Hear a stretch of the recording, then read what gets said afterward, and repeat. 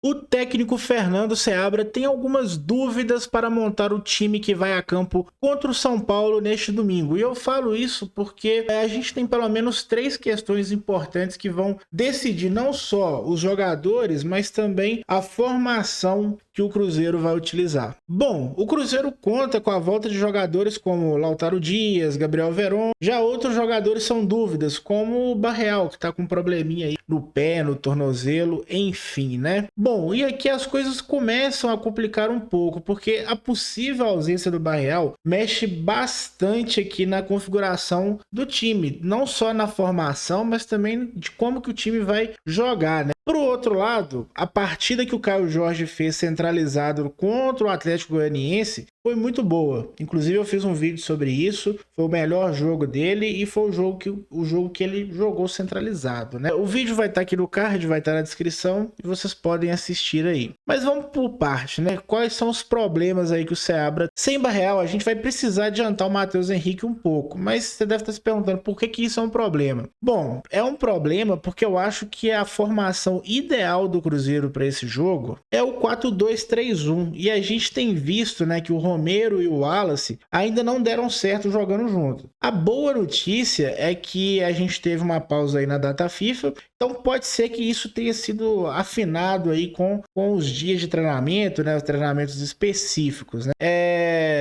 Só que o mais fácil era jogar Matheus Henrique e mais um, né? No caso, o Romero e o Matheus Henrique, ou o Wallace e o Matheus Henrique. Eu até coloquei os números aí para vocês perceberem. O certo seria jogar um camisa 5 e um camisa 8. Quando eu falo camisa 5, eu tô falando de um primeiro volante e de um segundo volante, né? E não dois camisas 5 no caso do Romero e do Wallace, né? Que são jogadores cujas principais características é a marcação. Então, galera, a posição que o Matheus Henrique vai assumir em campo vai dizer muito sobre como que vai ser a formação, como que o Cruzeiro vai jogar. Por quê? Você pode me falar assim, pô, o mais fácil é você colocar o Vitinho no lugar do Barreal, mas a gente sabe que isso não vai acontecer. Não tem acontecido, né? Não tem nenhum indício de que isso possa se repetir, né? E o Matheus Henrique já jogou daquele lado. Só que a gente tem a volta do Lautaro Dias, como eu falei, né? Apesar dele estar voltando de lesão, eu acho que o Cruzeiro não deveria iniciar o jogo com um atacante só e 5 meio-campistas, né? Para o lugar do Barreal, eu colocaria o Lautaro Dias, porque ele é um jogador que mantém um pouco das características do jogador do Barreal, né, que é a intensidade e a dinâmica, mas a gente ganharia um pouco mais de poder de fogo, afinal de contas ele é um atacante, né? Então ele faria parte daquela linha de 3 ali atrás do Caio Jorge. Bom, então a gente chegou a 3 conclusões aqui, né? E o Caio Jorge tem que jogar livre e com espaço centralizado ali para poder ir para um lado e para o outro, igual ele fez no jogo contra o Atlético Goianiense. O Matheus Henrique tem que jogar mais adiantado, já que o Barreal é dúvida, e se ele for dúvida, eu acho que não valeria a pena arriscar.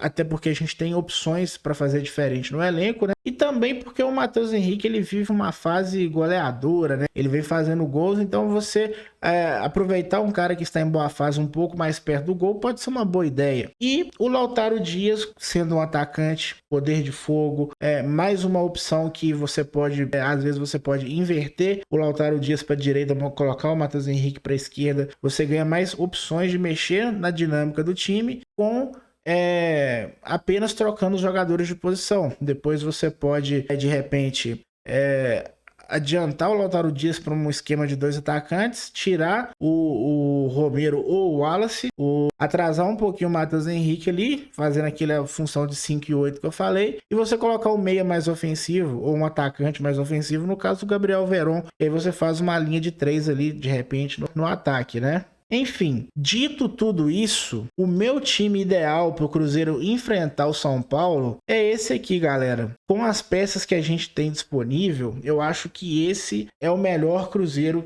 que pode entrar em campo. Mesmo que eu discorde, que eu não acho que seja ideal, por exemplo, jogar Romero e Wallace.